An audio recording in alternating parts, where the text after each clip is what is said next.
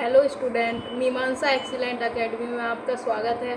आज की वीडियो में हम देखेंगे ज्योग्राफी के इम्पोर्टेंट क्वेश्चंस जो आगामी परीक्षाओं के लिए बहुत महत्वपूर्ण हैं। ये क्वेश्चन एमसीक्यू के रूप में दिए गए हैं।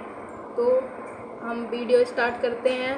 आज का पहला क्वेश्चन है, सिंचाई के लिए बनाई गई नहरों की अधिकतम लंबाई यहाँ है और आपके सामने 4 ऑप्शंस हैं। Option number A Uttar Pradesh, B Uttarakhand, C Punjab, D Bihar. तो इसमें हमारा करेक्ट आंसर है वो होगा Uttar Pradesh. Option number A correct answer होगा। भारत में सिंचाई के स्रोतों में नहर, कुआं तथा तालाब प्रमुख हैं, जो कि लगभग 35% भाग नहर के द्वारा सींचा जाता है। उत्तर प्रदेश, पंजाब, हरियाणा, बिहार तथा दक्षिणी राज्यों के कुछ भाग नहर सिंचाई के प्रमुख स्रोत हैं, जिसमें नहर द्वारा सिंचाई में उत्तर प्रदेश का प्रथम स्थान है। तो इस प्रकार हमारा करेक्ट आंसर उत्तर प्रदेश है। नेक्स्ट क्वेश्चन है, चंद्र ग्रहण होता है जब, और आपके सामने 4 ऑप्शंस हैं ए, बी, सी, डी। तो इसमें जो हमारा करेक्ट आंसर होगा वो है पृथ्वी आ जाती है सूर्य और चंद्रमा के बीच में। जब पृथ्वी सूर्य और चंद्रमा के बीच में आ जाती है तो चंद्र ग्रहण होता है, और ऐसी स्थिति में चंद्रमा को सूर्य का प्रकाश नहीं मिल पाता, बल्कि पृथ्वी की छाया चंद्रमा पर पड़ने लगती है, तो इसे चंद्र ग्रहण कहते हैं। यह सदैव पूर्णिमा के दिन होता है। नेक्स्ट क्वेश्चन है, पृथ्वी के देशांतर के 1 डिग्री घूर्णन करने में कितना समय लगता है? और आपके ऑप्शंस हैं option number A 2 minute, B 4 minute, C 6 minute, D 1 minute. तो इसमें हमारा करेक्ट आंसर होगा option number B 4 minute. 4 minute हमारा करेक्ट आंसर होगा। पृथ्वी के 1 डिग्री देशांतर घूर्णन में 4 मिनट का समय लगता है। यह 24 घंटे में अपना एक चक्कर लगा लेती है, मतलब 300 डिग्री घूम लेती है। नेक्स्ट क्वेश्चन है, एक उपजाऊ मिट्टी में शामिल होता है। एक उपजाऊ मिट्टी में शामिल होता है, और आपके सामने ऑप्शंस हैं ऑप्शन नंबर ए बालू एवं कंकड़, बी सूखे मृत पत्ते, सी बालू और चिकनी मिट्टी, डी दोमट और खाद मिट्टी। तो इस क्वेश्चन का जो हमारा आंसर है वो होगा ऑप्शन नंबर डी दोमट और खाद मिट्टी। दोमट और खाद मिट्टी। तो एक उपजाऊ मिट्टी में दोमट और खाद मिट्टी सम्मिलित होते हैं, और इसके कारण उपजाऊपन बढ़ जाता है, एवं साथ ही मिट्टी में जैविक एवं रासायनिक पदार्थों की अधिकता होती है। तो नेक्स्ट क्वेश्चन है, पृथ्वी के गिर्द चट्टानों की बाहरी परत को कहा जाता है। पृथ्वी के गिर्द की चट्टानों की बाहरी परत को कहा जाता है। ऑप्शन नंबर ए चर्म, बी बाह्य परिधीय स्तर, सी घेरा, डी परपटी। तो इसमें हमारा राइट आंसर है वो होगा परपटी। डी परपटी हमारा करेक्ट आंसर हो जाएगा। तो आंसर डी करेक्ट है, परपटी। पृथ्वी के गिर्द चट्टानों की जो बाहरी परत को परपटी कहा जाता है। इसकी सबसे ऊपरी परत, जिसकी औसत मोटाई 33 किलोमीटर होती है, और इसे स्वेस नामक विद्वान ने सियाल की संज्ञा से अभी किया है। नेक्स्ट क्वेश्चन है, समोच्च रेखाएं हैं, और आपके सामने 4 ऑप्शंस हैं ए, बी, सी, डी। तो इसमें जो करेक्ट आंसर है वो होगा ऑप्शन नंबर ए समुद्र स्तर से ऊर्ध्व समान ऊंचाई वाले स्थानों से खींची गई अक्षांश रेखाएं। Option number A correct answer होगा। समुच्च रेखा समुद्र स्तर से ऊपर समान ऊंचाई वाले स्थानों से खींची गई होती है। और समदाब रेखा और कल्पित रेखा जो समुद्र तल के बराबर घटाए हुए समान वायुदाब वाले स्थानों को मिलाती है। और हम कह सकते हैं कि समताप रेखा वह कल्पित रेखा है जो समान ताप वाले स्थानों को मिलाती है। नेक्स्ट क्वेश्चन है, विश्व में सबसे बड़ी खाड़ी कौन है? तो विश्व में सबसे बड़ी खाड़ी यानी गल्फ, खाड़ी को इंग्लिश में गल्फ कहा जाता है। और आपके सामने 4 ऑप्शंस हैं। ऑप्शन नंबर ए मैक्सिको की खाड़ी, बी कैम्बे की खाड़ी, सी पर्शियन खाड़ी, डी हरमुज का जल डमरू मध्य। तो इसमें करेक्ट आंसर हो जाएगा मैक्सिको की खाड़ी। Option number A correct answer हो जाएगा। तो जो खाड़ी होती है वो तीनों ओर स्थल एवं एक ओर समुद्र से घिरे हुए भाग को कहते हैं। और विश्व की सबसे बड़ी खाड़ी मैक्सिको की खाड़ी है। समुद्र एवं स्थल के मध्य संगम स्थल को समुद्र तट एवं समुद्र तट स्थल के मिलान को रेखा तट कहा जाता है। नेक्स्ट क्वेश्चन है, दक्कन दर्रा किसके बीच स्थित है? डंकन दर्रा किनके बीच स्थित है?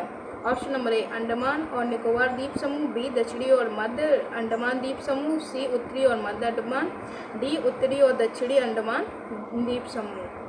तो इसमें जो हमारा करेक्ट आंसर होगा वो है दक्षिणी और मध्य अंडमान द्वीप समूह। Option number B correct answer है। डंकन दर्रा दक्षिणी और मध्य अंडमान द्वीप समूह के बीच स्थित है।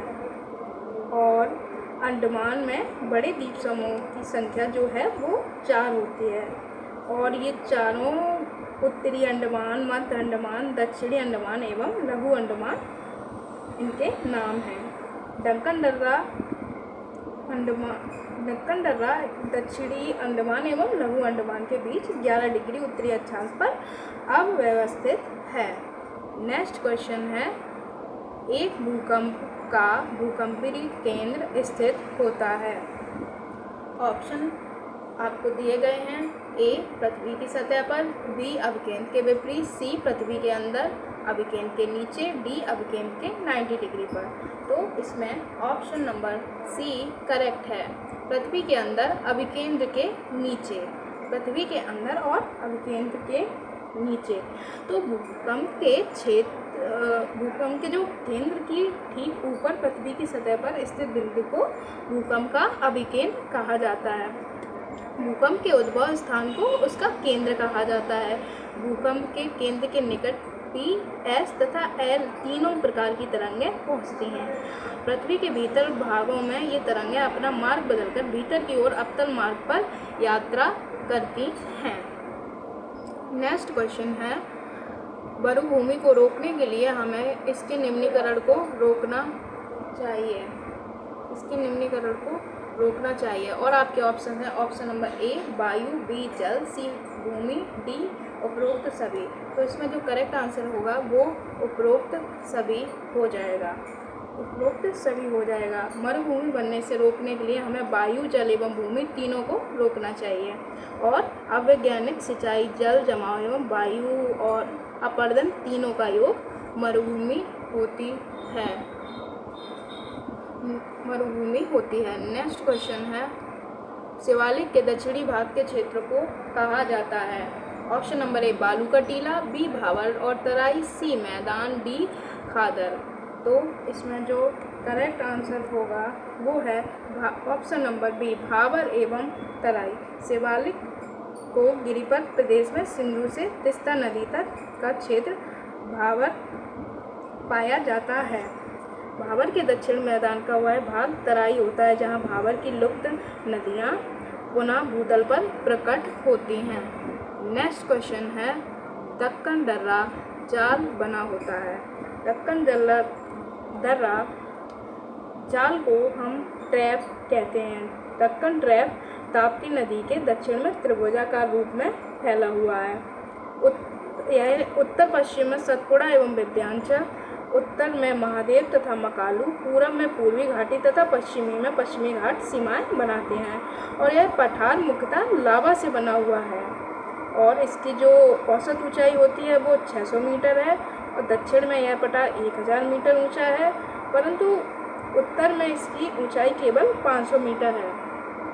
तो इसमें 4 ऑप्शंस हैं, तो इसमें जो हमारा option number D basalt correct answer हो जाएगा। दक्कन जाल बेसाल्ट से बना होता है। नेक्स्ट क्वेश्चन है, बंगाल की खाड़ी के उष्णकटिबंधीय चक्रवातों को सामान्यतः कहा जाता है। Option number A typhoon, B hurricane, C अवनमन, डी टोर्नेडो। तो इसमें ऑप्शन नंबर सी अवनमन हमारा सही हो जाएगा और अवनमन हमारा सही आंसर है। इस प्रकार हम कह सकते हैं कि अवनमन करेक्ट आंसर। इसमें बंगाल की खाड़ी के उष्णकटिबंधीय चक्रवातों को सामान्यतः अवनमन के रूप में जाना जाता है। चीन, फिलीपींस एवं जापान में चक्रवातों को टाइफून के नाम से जाना जाता है, जबकि मैक्सिको के चक्रवात को हरिकेन के नाम से जाना जाता है। टोर्नेडो दक्षिण एवं पूर्वी अमेरिका का चक्रवात है। नेक्स्ट क्वेश्चन है, लैटेराइट मिट्टी बनती है, इसके कारण। नंबर ए अपरदन के कारण, बी अपक्षयण, सी निक्षेप और डी निथारना। तो जो हमारा इसमें करेक्ट आंसर है वो है ऑप्शन नंबर बी अपक्षयण। अपक्षयण के कारण लैटेराइट मिट्टी बनती है। अपक्षयण के कारण लैटेराइट मिट्टी का निर्माण होता है। इस मिट्टी का निर्माण प्रायः उष्णकटिबंधीय में अधिक आर्द्र वाले क्षेत्रों में होता है, और जो इस मिट्टी के निर्माण की प्रक्रिया है उसको लैटेराइजन कहते हैं। नेक्स्ट क्वेश्चन है, भाबर मृदा बनी होती है, खुरदरे दानों से यह पाई जाती है यहाँ। तो इसमें हमारे जो ऑप्शन हैं option number A, B, C, D. इसमें जो करेक्ट आंसर है वो होगा तराई के उत्तर शिवालिक के साथ। भाबर प्रदेश शिवालिक के गिरिपथ प्रदेश में सिंधु से तीस्ता नदी तक पाया जाता है। यह 8 से 16 किलोमीटर चौड़ाई वाली संकरी पट्टी के रूप में स्थित है। गिरिपथ पर स्थित होने के कारण इस क्षेत्र में नदियाँ बड़ी मात्रा में पत्थर, कंकड़, बजरी आदि लाकर जमा कर लेती हैं, और यह प्रदेश तराई के उत्तर में अव्यवस्थित है। नेक्स्ट क्वेश्चन है, पिंडित लावा के अपक्षयण में कौन सी मृदा बनती है? और ऑप्शन ए लाल, बी मखरला, सी जालोर और डी काली। तो पिंडित लावा के अपक्षयण से जो मृदा बनती है वो होता है काली, यानी कि काली मिट्टी बनती है। पिंडित लावा के अपक्षयण से काली मिट्टी बनती है, और काली मिट्टी को रेगुर भी कहते हैं। इस मिट्टी का निर्माण ज्वालामुखी विस्फोट से हुआ है, जिससे इसमें कई प्रकार के खनिज विद्यमान हैं। सामान्यतः काली मिट्टी मृत्तिकामय, गहरी तथा अपारगम होती है। यह मिट्टी शुष्क ऋतु में सूख जाती है और इसमें दरारें पड़ जाती है, परंतु वर्षा में यह चिपचिपी हो जाती है। और इस प्रकार काली मिट्टी के ये कुछ तथ्य हैं जो महत्वपूर्ण हैं। नेक्स्ट क्वेश्चन है, निम्नलिखित में से किस प्रकार की मृदा भारत में नहीं पाई जाती है? तो ऑप्शन नंबर ए हमारे सामने है जालोर मृदा, बी लोएस, सी लैटेराइट और डी काली मिट्टी। तो इसमें बी हमारा करेक्ट आंसर होगा। लोएस बी हमारा करेक्ट आंसर होगा। लोएस मृदा का निर्माण हवा द्वारा मिट्टी के कणों को उड़ाकर लाने पर निक्षेप द्वारा होता है। विश्व में सबसे बड़ा लोएस मैदान उत्तर चीन में पाया जाता है, और भारत में लोएस मृदा का अभाव पाया जाता है। यह मृदा भारत में नहीं देखने को मिलती। नेक्स्ट क्वेश्चन है, मौसम और उसकी बनावट में परिवर्तन किस कारण होता है? तो इसमें हमारे 4 ऑप्शंस हैं, जिसमें ऑप्शन नंबर सी करेक्ट होगा, पृथ्वी का परिक्रम। ऑप्शन नंबर सी।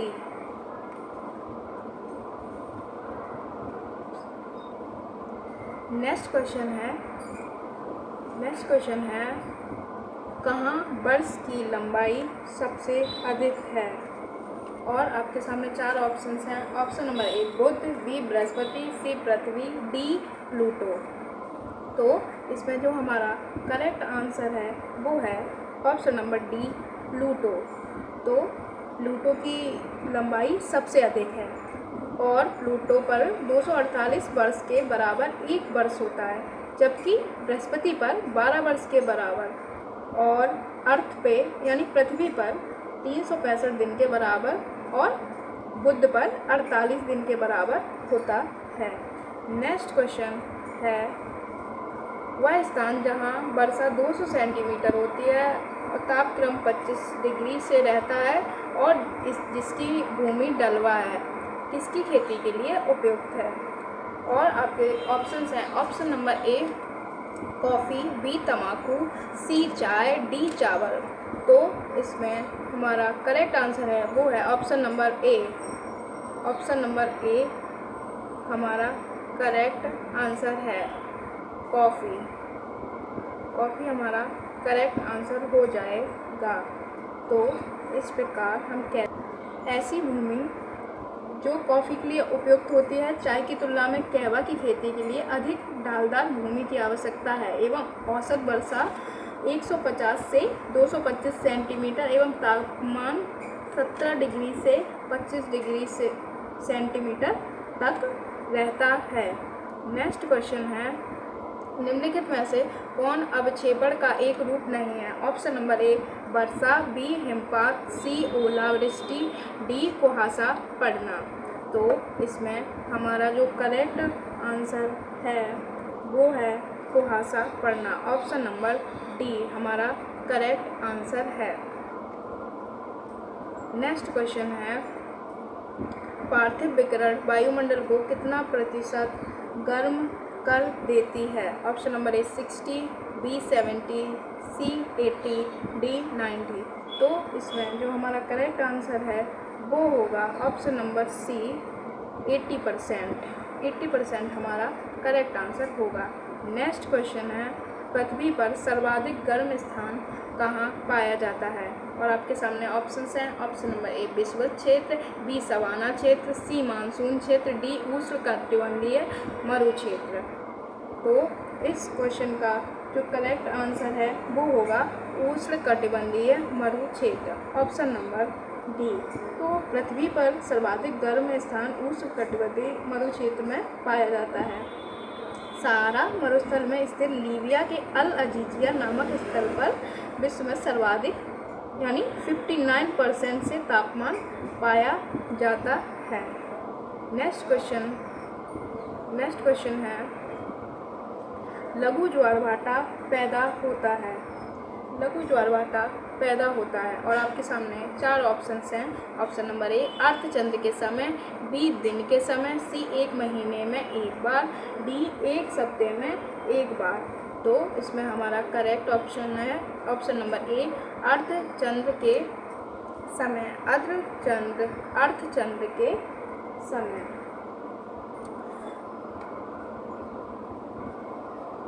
लघु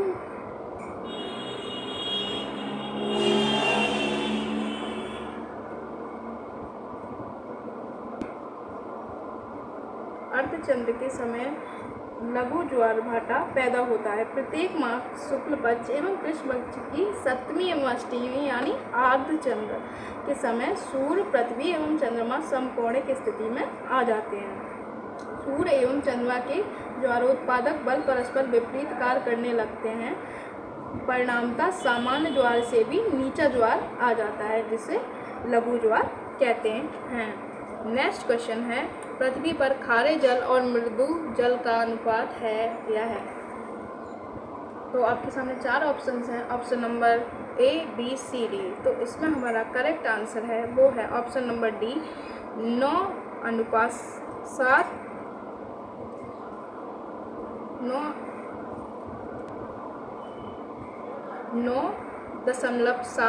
0.3 9.7:0.3।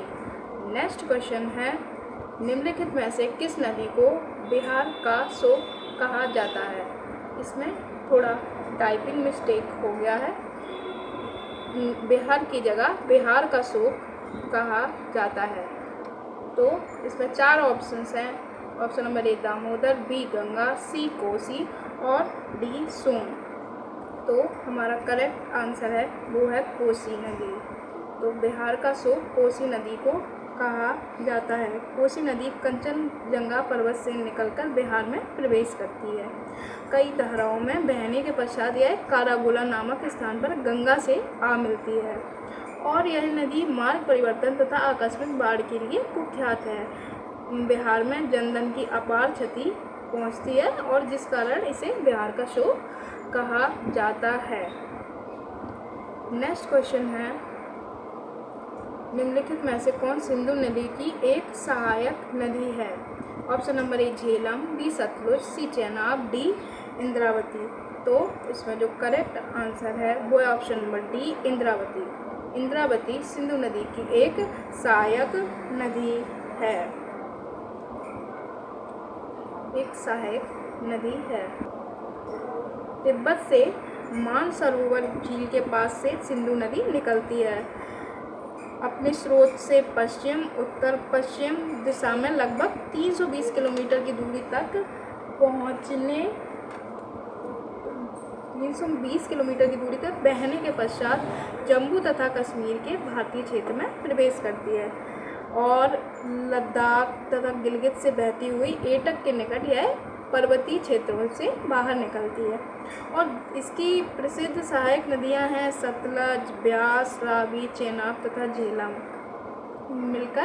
जो कि मिलकर पंचनद बनाती हैं। नेक्स्ट क्वेश्चन है, कौन नदी अरब सागर से गिरती है? कौन नदी अरब सागर से गिरती है? Option number A Kaveri, B Krishna, C Godavari, D Narmada. तो जो हमारी करेक्ट आंसर है वो है नर्मदा। नर्मदा नदी अरब सागर में गिरती है और नर्मदा नदी मध्य प्रदेश में अमरकंटक नामक पहाड़ी से निकलकर भड़ौच के निकट अरब सागर की खाड़ी जो कि कंभात है में गिरती है और इसकी लंबाई 1310 किलोमीटर तथा इसका अपवहन क्षेत्र 98,796 वर्ग किलोमीटर है। इसके उत्तर में विंध्याचल तथा दक्षिण में सतपुड़ा पर्वत स्थित है। इस नदी के रास्ते में मध्य प्रदेश में संगमरमर के सैल आते हैं जिन पर बहती हुई नर्मदा नदी बहुत सी सुंदर दृश्य प्रस्तुत करती है। तो यह हमारा आज का लास्ट क्वेश्चन है। तो इस प्रकार हम वीडियो को समाप्त करते हैं। आपको वीडियो अच्छा लगा हो तो चैनल को सब्सक्राइब तथा वीडियो को लाइक करें। Thank you.